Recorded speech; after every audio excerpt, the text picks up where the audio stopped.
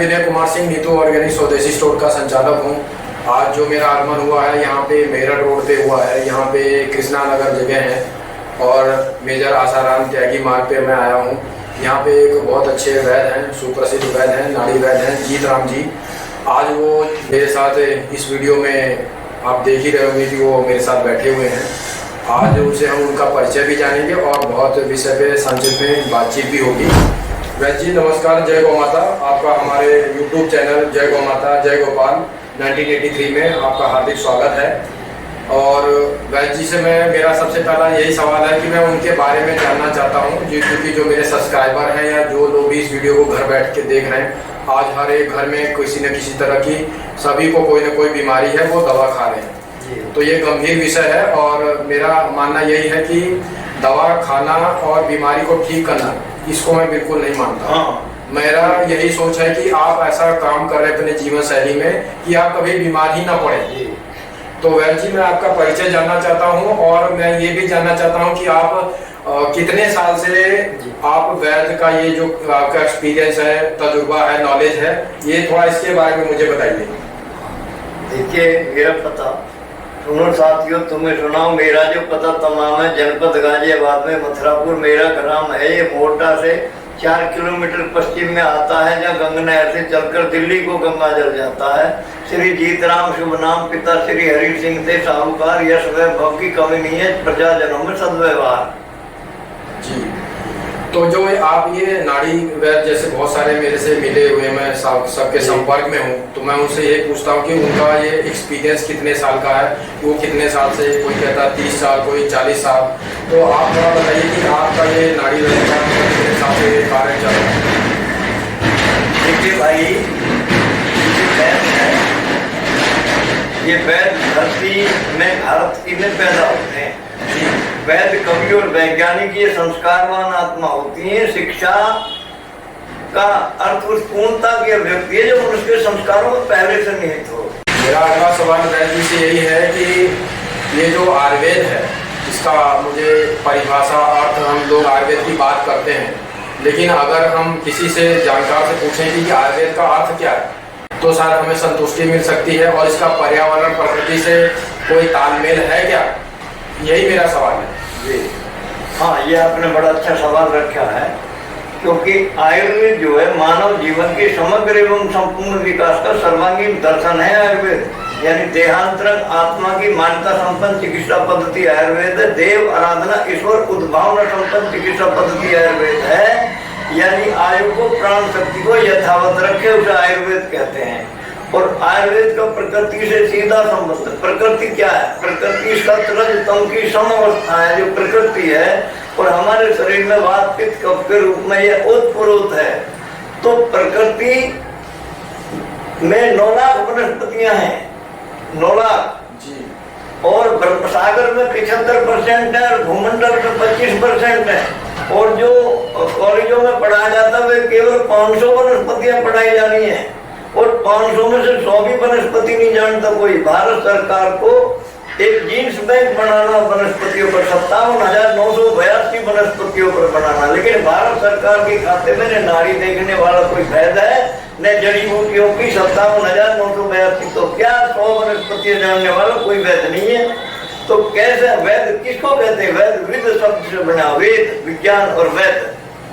और वैद्य सर्व ज्ञान में होता है। कुछ भी प्रश्न करिए, वैद्य विद्वान होता है। ज्योतिष भी जानता है, बिना ज्योतिष के भी आज वैद्य बनाए जा रहे हैं। वैद्य जी मेरा अगला सवाल बहुत महत्वपूर्ण वाला है सवाल, क्योंकि आए दिन मेरे नीतू ऑर्गेनिक स्वदेशी स्टोर पे बहुत सारे ऐसे लोग आते हैं जिनके लीवर की बहुत ज्यादा दिक्कत है। किसी को फैटी लीवर है, लीवर सोराइसिस है, किसी का लीवर ट्रांसप्लांट हो गया है। तो मैं नहीं मानता हूं कि कोई भगवान ने अगर कोई चीज दी है तो आप उसको हटवा के, निकलवा के शरीर से आप मार्केट या अस्पतालों का कुछ भी आप ट्रांसप्लांट लगवा लें। उसको जुगाड़ करके रिपेयर मेंटेनेंस के साथ में चलाया जाता है, जो कि राजीव दीक्षित जी भी यही कहते थे। तो मेरा ये सवाल है कि जो फैटी लीवर होता है वैद्य जी, तो इसमें क्या होता है कि लीवर के ऊपर कोई मोटी सी परत जम जाती है, चढ़ जाती है, तो लीवर ढंग से फंक्शन नहीं कर पाता है या शरीर को चला नहीं पाता है, कमजोरी आ जाती है, हेमोग्लोबिन ब्लड की कमी हो जाती है और लीवर सोराइसिस भी बहुत लोगों को होता है। तो ये लीवर का, फैटी लीवर का मैं अर्थ जानना चाहता हूँ, ये क्या है जी? बस दो शब्द सुन के हम बैठ जाते हैं, लेकिन हमें उस चीज का नॉलेज नहीं पता है, वो मैं आपसे जानना चाहता हूँ। देखिए भाई, खेतों में डलवाया जहर, बीमारी का मच गया कहर, चारों तरफ आई है लहर, दूषित हुई रसोई भाई, भारत में अंग्रेजी आई, अंग्रेजी का बज गया ढोल, और पत्नी से मैडम बोल, यही शब्द था सबको भाई। अब क्या है कि खेतों में 17 पोषक तत्व होते थे, अब वे 4 ही पोषक तत्व खेत में हैं। उसमें से भी जो है अहिंसक खाद हम गाय के गोबर डालते थे, जितने मनुष्य थे उतनी गाय थी, और गोबर से जो है वो हम फर्टिलाइज तैयार करते थे, तो ऑर्गेनिक फसल होती थी। अभी मैं आपको बतलाना चाहता हूँ कि मैंने बरसात में गोबर गाय का रखा, थोड़ी 2 दाल की फसल मिला के घास से ढक दिया, वो जो केंचुए हम बाहर से खरीदते थे वही केंचुए यहीं पे तैयार हो गए, मतलब उसके अंदर पैदा ही हो गए, और उनको फिर मैंने बेड बना के आगे को चालू किया। मैं भी जानता हूँ ये सब, पीपल के पेड़ के ऊपर फर्टिलाइजर गिरता है, उसका हम लाभ नहीं उठा रहे हैं, पीपल करते हैं। पीपल की जरूरत जब पड़ी, जब कोरोना आ गया तो ऑक्सीजन की जरूरत पड़ी, और जो हमारी दिनचर्या बदल गई है खान पान की। हम जो है सूरज छिपते ही खाना खा लें, और सवेरे को नाश्ता न लेकर खाना ही ले ले सीधा, और वो खाना हमारा सात्विक हो, अच्छा हो, तो और फलों को कैसे खाएं ये भी एक विज्ञान है जी।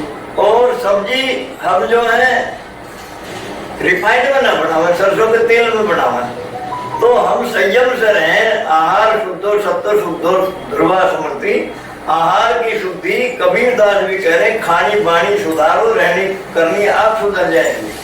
फैट कुछ नहीं है, हमारा लीवर जब इसका सिस्टम खराब हो जाता है, उसको जैसे कि आप किसी पंप को खराब तेल दें तो उसके सिस्टम खराब हो जाएंगे, ऐसे ही लीवर जो है जब अग्नशय की अग्नि ज्यादा बढ़ जाएगी तो पैंक्रियाज को कुछ नहीं मिलेगा, इसलिए वो बीटा सेल बना लगी, नहीं शुगर हो रही है। और फैटी लीवर क्या है, फैट जो बनकर हम खाते हैं उसको जो हजम करने का जो सिस्टम है हमारे साथ में, वो सिस्टम अग्नि या तो बढ़ गई है या बहुत डाउन हो गई है, तो वो फैट सीधे खून में चली जाती है। तो पहले वे तिल्ली के पास जाएगी, तिल्ली खून बनाएगी, वो फैट उसमें चला जाएगा। और फैट का मतलब चर्बी है, और चर्बी ऐसी है आप पहले बुढ़िया जो होती थी माँ और दादियां, वो कहती थी कढ़ी के साथ और खटाई के साथ घी मत खाओ जी। अब क्या है कि जो हमको एसिड बनता है, वो एसिड उस फैट को खराब कर देता, फिर वो पिघलती नहीं, आगे कुछ सप्लाई नहीं होती है, वो कहीं जम जाती है जी, और वो खून में जम जाती है कोलेस्ट्रॉल के रूप में। कोले माने पित्त है, और स्टेरस माने ठोस है, ग्रीक भाषा का शब्द है, डॉक्टर तो इसे जानते नहीं है, ये अंग्रेजी का शब्द मानते होंगे शायद। तो वो पित्त जो है अग्नि उस रसों को दूषित कर देती है, उसमें फैट ऐसी हो जाती है जैसे साबुन में भी फैट होती है, लेकिन आप निकाल नहीं सकते, फिर वो इसी तरह की हमारे अंदर हो जाती है, जम जाती है। बस कारण क्या है, हमारी दिनचर्या, हमारा खान पान, रहन सहन, ऑर्गेनिक का कमी, गाय का दूध न होना, देसी गाय का दूध न होना, बल्कि एक अमेरिकन गाय का दूध पिए तो फैटी तो हम हो जाएगा लीवर। ये बिल्कुल मैं वैद्य जी से सहमत हूँ, क्योंकि इसमें फैटी लीवर का जो मैंने अभी सुना वैद्य जी से कि इसका कारण मेन है कि आपकी दिनचर्या जो खराब हो गई है, आपका खान पान सही नहीं रह गया है, और जो आपकी अग्नि है, हर अंगों का अग्नि होता है, अग्नि या तो हद से ज्यादा बढ़ गया है या बिल्कुल मंद हो गया है, वो पूरे लीवर को डिसबैलेंस कर दिया है। जी जी जी। तो यही उसको बोलते हैं, ये जो अंग्रेजी में है फैटी लीवर बोलते हैं। तो इसको आपके हिसाब से कैसे ठीक किया जा सकता है अगर किसी का फैटी लीवर हो गया है? तो कई बार ऐसा होता है कि जो हमारा पेट स्टोमक है, उसमें 2 पॉइंट सल्फ्यूरिक एसिड होता है, 0.2 सल्फ्यूरिक एसिड होता है, और उसमें सल्फ्यूरिक एसिड की मात्रा बढ़ जाए, हो जाए 6 और 8, तो वहां पे बैक्टीरिया हो जाते हैं लाल लाल बिना पैर के सौंप जैसे, और वो बैक्टीरिया पानी पिएंगे तो भी एसिड बनाएंगे, पानी पिएंगे तो भी एसिड बनेगा। तो इसे समझ में नहीं आता, मेरी भी समझ में काफी दिन में आया ये, और फिर मैंने इसके लिए कीड़ों की दवा खाई या बायबिडंगासो पिया, तो तत्काल लाभ लगे इसमें।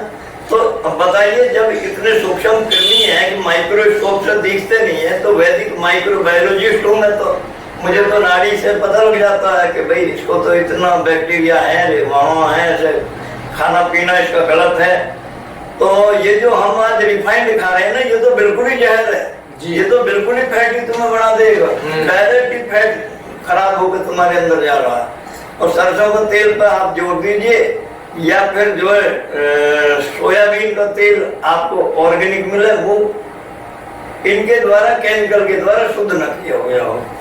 या फिर जो सूरजमुखी का तेल है, उसके सूरजमुखी सनफ्लावर, वो भी बहुत अच्छा तेल है, किंतु वो फिर भी अच्छा है, जैसा कुछ आ रहा है। तो सूरजमुखी का तेल बहुत अच्छा होता है, वो सबसे बढ़िया है। सबसे देखिए, इसमें क्या है, हमारे पास भारत में 10 तरह के तेल हैं। उसमें कच्ची घानी, ब्लैक मस्टर्ड ऑयल हो गया, येलो मस्टर्ड ऑयल हो गया, व्हाइट सफेद तिल का तेल हो गया, काला तिल का तेल हो गया, जैतून का तेल हो गया, नारियल का तेल हो गया।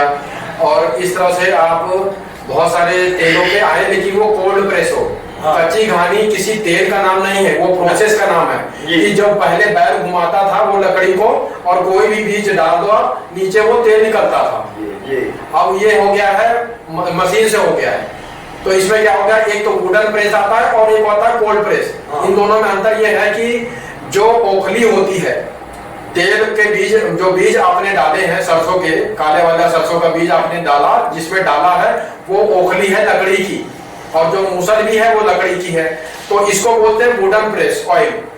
और जो कोल्ड प्रेस ऑयल है, इसमें क्या होता है कि जो लकड़ी का मूसल और जो है ओखली है, वो होता है लोहे का, वो है लोहे का, तो उसको कोल्ड प्रेस बोलते हैं। अब इन दोनों में अंतर क्या है, 19-20 का अंतर है, लेकिन दोनों में जब तेल निकलता है तो तापमान गर्म नहीं होता, ठंडा होता है। तो ये इस तरह का तेल आप वुडन प्रेस या कोल्ड प्रेस ऑयल आप किसी भी ऑर्गेनिक कंपनी का खा सकते हो, या डायरेक्ट किसानों से आप ले सकते हो। ये याद रखिए, इसके बाद जो अगर कोई तेल है और ऑर्गेनिक लिखा है, तो वो आपके शरीर के लिए बहुत हानिकारक है, ये आप समझिएगा। तो ये वैद्य जी ने जो बताया है, ये बहुत अच्छा है, सवाल का जवाब बहुत अच्छे तरीके से उन्होंने दिया है।